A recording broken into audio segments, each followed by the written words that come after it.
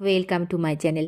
আমরা যারা গাছ ভালোবাসি বা বাগান ভালোবাসি তারা শুধুমাত্র বর্তমানের কথা ভাবি না, ভবিষ্যতের কথাটাও মাথায় রেখে চলতে হয়। এই যে দেখছো চন্দ্রমল্লিকা গাছটা শনিবারের দিন বরমশাই অফিস থেকে ফেরার পথে আমাকে এনে দিয়েছে। ওই এক কথায় আমি আনতে বলেছিলাম। আমার শীতের প্রায় সব ফুল গাছ লাগানোই হয়ে গিয়েছে, কিন্তু সামনে বছরের জন্য এই গাছটা আনতে বলা। চলো তোমাদেরকে দেখাই কি করে এই গাছটা রিপোর্ট করলাম।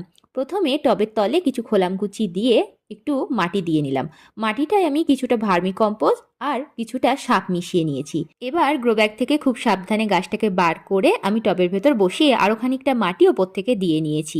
এই ফুলটা সিঙ্গেল প্যাটেল হলেও হলুদ আর মেরুনের কম্বিনেশনটা খুব সুন্দর। তোমাদের কাদের কাদের কাছে এই চন্দ্রমল্লিকা ফুলটা আছে আমাকে কমেন্ট করে জানিও।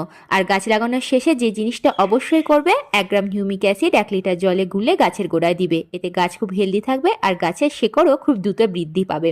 আজ তাহলে আসি, দেখা হবে অন্য কোনো একটা ভিডিওতে।